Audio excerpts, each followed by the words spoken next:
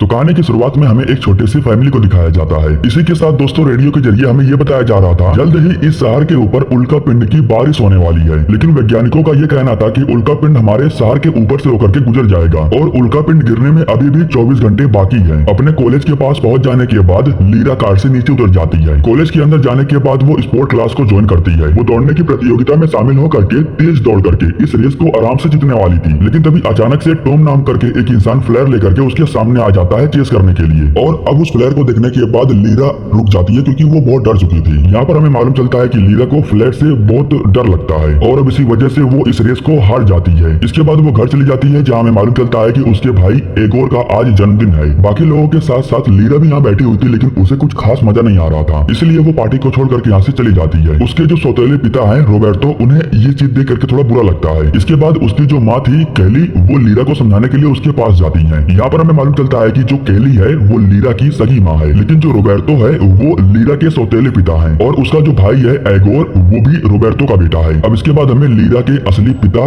एर्बो को दिखाया जाता है जो इस समय स्पेस स्टेशन के अंदर है। दरअसल जो उल्का पिंड की बारिश होने वाली थी उसी के सिलसिले से ये स्पेस स्टेशन में गए थे मिशन को पूरा करने के लिए। हालांकि इस मिशन को पूरा करने के लिए वो अकेले नहीं थे बल्कि उनके साथ में उनकी पूरी टीम थी। वो कई सालों से इस स्पेस स्टेशन के अंदर है, इसी वजह से उनकी बीवी और बेटी उनसे नाराज है। घर वालों के मना करने के बावजूद भी वो इस मिशन को पूरा करने के लिए स्पेस में आ गए। अब जैसे ही उल्का पिंड की जो बारिश होने वाली थी उससे ये लोग छुटकारा पा जाएंगे तो ये लोग वापस घर जा सकते थे। स्पेस स्टेशन के अंदर एक वैज्ञानिक अपने डायरेक्टर को बताता है कि जो भी उल्का पिंड हमारी पृथ्वी की तरफ आ रहा है उससे हमें कोई समस्या नहीं है क्योंकि वो सारे उल्का पिंड हमारी पृथ्वी के पास से होकर के गुजर जाएंगे। लेकिन अभी भी कुछ कहा नहीं जा सकता है, अगर उल्का पिंड की दिशा चेंज हो गई तो हमारी पृथ्वी पर भारी समस्या आने की संभावना हो सकती है। यह सुनकर के इनके जो डायरेक्टर थे वो गुस्सा हो जाते हैं और कहते हैं कि इसका कुछ इलाज करो। अगले सीन में हमें लीरा को दिखाया जाता है जो टॉम के साथ में बैठ करके बातें कर रही थी। दौड़ने वाले कंपटीशन में जो कुछ भी हुआ उसके लिए टॉम उससे माफी मांगता है। इसके बाद वो लीरा को लेकर के एक बिल्डिंग के ऊपर जाता है जहाँ पर काफी खूबसूरत नजारा दिख रहा था। साथ में वो ये भी कहता है कि तुम यहाँ से उल्का पिंड की बारिश होता हुआ देख सकती हो। खैर अब जो लीरा थी वो घर आ जाती है जहाँ उसकी मुलाकात एगोर से होती है। एगोर अपनी बहन को बताता है कि वो भी उल्का पिंड की बारिश को देखना चाहता है क्योंकि ऐसा नजारा हर कोई 50 सालों में एक बार देख पाता है और मुझे पता है कि मेरे मम्मी पापा उल्का पिंड की बारिश को मुझे नहीं देखने देंगे। जिसके बाद लीरा उसे अपने पास बुलाती है और उसे एक दूरबीन देते हुए कहती है समय होने पर तुम उस बिल्डिंग के ऊपर जा सकते हो, वहाँ से तुम उल्का पिंड की बारिश को देख सकते हो। अब धीरे धीरे 24 घंटे पूरे हो जाने के बाद उल्का पिंड की बारिश शुरू होने वाली थी, लेकिन अभी भी सारे साइंटिस्ट सारे इंसान ये सोच करके निश्चिंत थे कि इनकी पृथ्वी को उल्का पिंड से कोई भी खतरा नहीं होने वाला है क्योंकि वो पास से होकर के गुजर जाएगा। और ठीक ऐसा होता भी है। जो छोटे छोटे वाले उल्का पिंड थे वो तो पृथ्वी के पास से होकर के गुजर जाते हैं, लेकिन वही कुछ समय के बाद इन्हें उल्का पिंड का एक दूसरा झुंड दिखाई देता है जो इनकी पृथ्वी की तरफ ही आ रहा था। दरअसल उसी उल्का पिंड के पीछे एक और उल्का पिंड का झुंड आ रहा था जिसके बारे में साइंटिस्ट पता नहीं लगा पाते हैं। ये सभी लोग टेंशन फ्री हो चुके थे लेकिन अब इनके ऊपर बहुत बड़ी समस्या आ चुकी है। सिर्फ 7 मिनट बाद सारे उल्का पिंड इनके स्पेस स्टेशन के करीब आने वाले थे और सिर्फ इतना ही नहीं, वो उल्का पिंड कुछ शहरों के ऊपर गिरने वाले भी थे। जिसके बाद एर्बो जाकर के चेक करता है कि आखिर कौन कौन से शहर के ऊपर उल्का पिंड गिरने वाला है। जहाँ उसे मालूम चलता है कि जिस शहर में उसका परिवार रह रहा है वहाँ पर भी उल्का पिंड गिरने वाला है। वो फौरन अपनी बेटी के एक डिवाइस से कनेक्ट होता है और उन्हें इस खतरे के बारे में बताता है। वो अपनी बेटी को इस खतरे के बारे में आगाह कर देता है लेकिन वो खुद सावधान नहीं हो पाता है। उल्का पिंड की बारिश जैसे ही होती है तो वो स्पेस स्टेशन के एक हिस्से को ही उड़ा देता है और जब वो पृथ्वी पर आकर के गिरता है तो मानो जैसे कि अब पृथ्वी पूरी तरीके से तबाह होने वाली है। सभी लोग अपनी जान बचा करके घर में से बाहर निकल करके आने लगते हैं। इस दौरान जो टॉम था वो लीरा के पास आ जाता है और उसे अपने साथ लेकर के जाने लगता है, लेकिन तभी अचानक से जिस दीवार के पास ये लोग खड़े थे वो टूटने लगती है। दीवार गिरती उससे पहले टॉम लीरा को साइड कर देता है और खुद दीवार के नीचे फंस जाता है। ठीक उस समय एक कार आकर के लीरा को ठोक देती है। हालांकि अभी वो ठीक ठाक थी, उसकी सांसें चल रही थी, इसलिए ये लोग उसे उठा करके कार में रख लेते हैं और हॉस्पिटल लेकर के जाने लगते हैं। लेकिन शायद इन बेचारों को नहीं पता था कि हॉस्पिटल के साथ साथ अब सब कुछ तबाह हो रहा है। खैर अब कुछ समय के बाद लीरा को होश आ जाता है और वो कार से उतरने के बाद यहाँ से भागने लगती है, लेकिन उस समय यहाँ पर एक बहुत भारी उल्का पिंड गिरता है जिसकी वजह से ढेर सारी बिल्डिंग्स गिर जाती हैं। सीन कट करके हमें एर्बो को दिखाया जाता है जो अपने स्पेस स्टेशन में उल्टा लटका हुआ था। उसके शरीर से खून भी निकल रहा था क्योंकि वो थोड़ा जख्मी हो गया था। जब उसे होश आता है तब AI वॉइस उसे बताती है कि तुम्हारे अलावा इस स्पेस स्टेशन में अब कोई नहीं जिंदा बचा है। अब इसके बाद जो एर्बो था वो अपनी बेटी को ढूंढने के लिए सैटेलाइट की हेल्प लेता है और वो उस डिवाइस से कनेक्ट होता है जो उसकी बेटी के बहुत करीब है। पास के डिवाइस से जब वो कनेक्ट हो जाता है तब वो अपनी बेटी को बुलाता है। अपने पिता की आवाज सुन करके वो उठ जाती है, लेकिन बाद में लीरा को पता चलता है कि उसके जो पिता है वो मोबाइल फोन से नहीं बल्कि उसके पास में जो एक बेबी मॉनिटर है उससे कनेक्ट हो गए हैं, जिसकी वजह से वो अपनी बेटी को देख भी पा रहे थे और उनसे बात भी कर पा रहे थे। अब लीरा जिस जगह पर फंसी हुई थी एर्बो उस जगह को स्कैन करता है और लीरा को सही सलामत बाहर निकालने में वो उसकी हेल्प करता है। इस तरीके से अब जो लीरा थी वो सही सलामत उस जगह से बाहर आ जाती है। बाहर आने के बाद लीरा को यहाँ का माहौल के बारे में मालूम चलता है। उसे पता चलता है कि यहाँ पर अब रहने लायक एक भी जगह नहीं बची हुई है। हालांकि दूसरी तरफ हम लीरा के परिवार को देखते हैं जो कि यूनिवर्सिटी के अंदर रुके हुए थे और बाकियों को भी रेस्क्यू करके उन्हें भी यहाँ पर लेके आ रहे थे। लीरा के जो पिता थे वो अपनी पत्नी यानी कि केली से बात करते हैं, जहाँ केली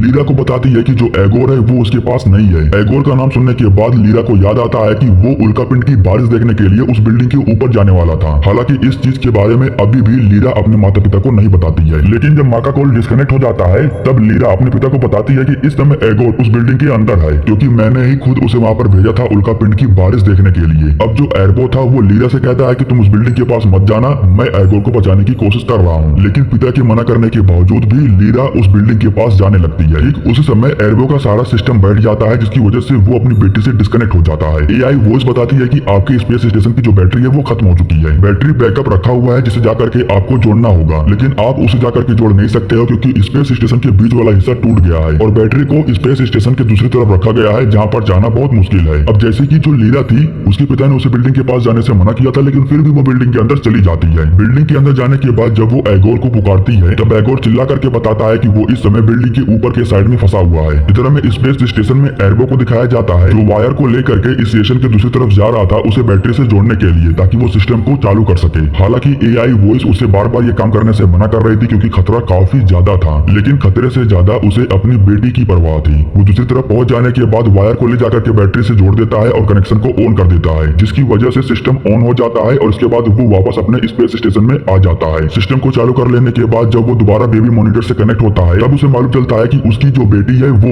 एगोर को बचाने के लिए बिल्डिंग के अंदर जा चुकी है। यहाँ बिल्डिंग के अंदर हम लीरा को देखते हैं जो सही सलामत एगोर को अपने पास हासिल कर लेती है, लेकिन ऊपर से जब एर्बो इस बिल्डिंग को स्कैन करता है तब उसे मालूम चलता है कि इस बिल्डिंग के गिरने के चांसेस 87% है। यह जानने के बाद एर्बो भी बहुत डर जाता है क्योंकि उसकी बेटी उस बिल्डिंग के अंदर ही फंसी हुई थी, लेकिन इसके बाद वो अपनी बेटी को एक आसान रास्ता बताता है जिसकी वजह से वो बिल्डिंग से बाहर आ जाती है और वो जैसे ही बाहर निकल करके आती है तभी बिल्डिंग टूट करके नीचे गिर जाती है। अब ये दोनों अपनी जान बचाने के लिए एक बिल्डिंग के अंदर चले जाते हैं। इस बिल्डिंग में कोई खतरा नहीं था क्योंकि ये बहुत ही मजबूत बिल्डिंग था। अब काफी समय तक ये लोग इसी बिल्डिंग के अंदर रुकते हैं, लेकिन जब कोई इन्हें बचाने के लिए नहीं आता है तब इन्हें मजबूरन बाहर जाना ही पड़ जाता है। इस समय वो बेबी मॉनिटर लीरा के पास ही था। उसके जो पिता थे वो बेबी मॉनिटर से कनेक्ट थे और वो लीरा को रास्ता बता रहे थे। इस तरीके से लीरा अपने पिता के बताए हुए रास्ते पर जाती है और वो उस जगह पर पहुंच जाती है जहाँ पर बहुत से लोग इकट्ठा हुए थे। जब ये दोनों नीचे उतर रहे थे तभी एक जोरदार धमाका होता है। धमाका होने की वजह से जो एगोर था वो काफी दूर फेंका जाता है क्योंकि वो बाहर के साइड में खड़ा था। अब इस धमाके की जानकारी एर्बो को मिल जाती है। थोड़ा शांत माहौल हो जाने के बाद लीरा भाग करके एगोर के पास जाती है जहाँ पर वो देखती है कि वो बिल्कुल ठीक ठाक है, सिर्फ उसके सर में से थोड़ा बहुत खून बाहर निकल रहा था। लीरा उसे लेकर के फौरन हेलीकॉप्टर के पास जाती है और यहाँ पर हम देखते हैं कि इस समय हेलीकॉप्टर के अंदर टॉम भी बैठा हुआ था जो खुद हेलीकॉप्टर से बाहर आ जाता है और एगोर को अंदर बैठा देता है। इसकी वजह से अब हेलीकॉप्टर वाले एगोर को लेकर के चले जाते हैं। अब एक छोटी सी जानकारी देने के लिए एर्बो एक बार फिर से लीरा के पास वाले डिवाइस से कनेक्ट होता है और इस बार वो टॉम के फोन पर कनेक्ट हुआ था। इसके बाद जब लीरा अपने पिता से बात करती है तब वो लीरा को बताते हैं कि तुम्हारे पास एक बहुत ही बड़ी बोट है। कुछ समय पहले जो धमाका हुआ उसी बोट के अंदर हुआ है जिसकी वजह से आग फैल रही है और अगर आग धीरे धीरे पूरे बोट में फैल गई तो एक जोरदार धमाका होगा जिसकी वजह से आधा शहर पूरी तरीके से बर्बाद हो जाएगा। तुम लोगों के पास अभी भी समय है, जितना हो सके उतनी दूर जाकर के भाग जाओ। मैं तुम्हें बता रहा हूँ अब रेस्क्यू टीम बिल्कुल भी नहीं आने वाली है, ये लास्ट हेलीकॉप्टर था। अगर इसके बारे में तुम किसी को जाकर के बताओगी तो वो तुम पर विश्वास नहीं करेगा। जिसके बाद लीरा कहती है कि मैं इस तरीके से सबको छोड़ करके नहीं भाग सकती हूँ। पिता की बातों को सुन करके वो गुस्सा हो गई थी, इसलिए वो फोन को फेंक देती है। दरअसल लीरा समस्या का समाधान ढूंढ करके उसे ठीक करना चाहती थी ताकि शहर और शहर में रहने वाले लोग दोनों की जान बच जाए। इसके बाद ये दोनों एक छोटे से नाव को लेकर के उस बड़े से बोट के पास जाते हैं। अब ये लोग बोट के अंदर जाते हैं लगे हुए आग को बुझाने के लिए, लेकिन आग काफी ज्यादा मात्रा में लगी हुई थी और जैसे ही आग को लीरा देखती है तो उसे बेचैनी होने लगती है। यहाँ पर जो टॉम था वो बेबी मॉनिटर को लेने के बाद उसे ठीक कर देता है, जिसकी वजह से अब उसके जो पिता थे वो दोबारा उससे कनेक्ट हो पाते हैं। जब उसके पिता को मालूम चलता है कि वो बोट के अंदर जा चुकी है तब उसके पिता भी उसकी हेल्प करने लगते हैं। वो रास्ता बताने लगते हैं कि आग को बुझाने के लिए इन्हें किस तरफ जाना चाहिए, लेकिन इस दौरान टॉम गलती से दूसरे दरवाजे को खोल देता है जिसमें आग लगी हुई थी। आग की वजह से टॉम काफी दूर फेंका जाता है जिसकी वजह से वो बेहोश हो जाता है। अब टॉम बेहोश हो चुका था, इसलिए लीरा के पिता उसे कहते हैं कि अब जो भी करना होगा वो तुम्हें ही करना होगा। अब लीरा की हेल्प करने के लिए एर्बो टॉम के हाथ का एक हेल्प लेता है। अब जैसे कि टॉम का जो हाथ था वो रोबोट का बना हुआ था, यानी कि वो भी एक डिवाइस था और अब इस तरीके से जो एर्बो था वो टॉम के हाथ के साथ खुद को कनेक्ट कर लेता है। उसने ऐसा इसलिए किया ताकि लीरा को लगे कि उसके पास कोई है और वो अपने आप को बिल्कुल भी अकेला महसूस ना करे। एर्बो कहता है कि आग तेजी से फैल रही है, तुम्हें जो भी करना होगा वो फौरन करना होगा। तुम्हारे सामने एक बॉक्स रखा हुआ है जिसके अंदर फायर आउटफिट है। लीरा फौरन जा करके उस बॉक्स में से फायर आउटफिट को बाहर निकालती है और उसे पहन लेती है। सूट को तो उसने पहन लिया था, लेकिन अब आग को बुझाने के लिए एक बहुत ही हार्ड वाले रास्ते को उसे पार करना था। जिस चीज से वो बचपन से डरते हुए आ रही है वो चीज ठीक उसके सामने थी, लेकिन फिर भी वो सिर्फ अपने पिता की बातों को सुनती है और आगे बढ़ती है। आगे जाने के बाद वो सारे नाइट्रोजन गैस के सिलेंडर्स को ऑन कर देती है, जिसकी वजह से कुछ ही पल में बोट के अंदर जितनी भी आग लगी हुई थी वो बुझ जाती है और ये लोग सही सलामत फिर से बाहर आ जाते हैं। एर्बो ने अपनी बेटी की तो जान को बचा लिया था, लेकिन वो खुद अपनी जान नहीं बचा पाता है, क्योंकि अब उसका जो स्पेस स्टेशन था वो वायुमंडल में प्रवेश कर चुका था, जिसकी वजह से उसके स्पेस स्टेशन में आग लग जाती है और स्पेस स्टेशन के साथ साथ वो भी जल करके मारा जाता है। इधर जो लीरा थी वो अपनी माँ के पास सही सलामत पहुंच जाती है, लेकिन अभी भी वो अपने पिता को याद करके बहुत रो रही थी। इसके बाद वो अपने भाई को देखती है जो कि बिल्कुल ठीक ठाक था। कुछ जगहों पर ही उल्का पिंड गिरा था, लेकिन कुछ जगह ऐसी थी जो बिल्कुल सुरक्षित थी। ये लोग उन्हीं में से एक जगह पर जा करके अपनी लाइफ को एंजॉय करते हैं। और इसी के साथ दोस्तों ये कहानी यहीं पर समाप्त हो जाती है। दोस्तों हमारे YouTube चैनल को सब्सक्राइब करने के लिए आप लोगों का दिल से शुक्रिया।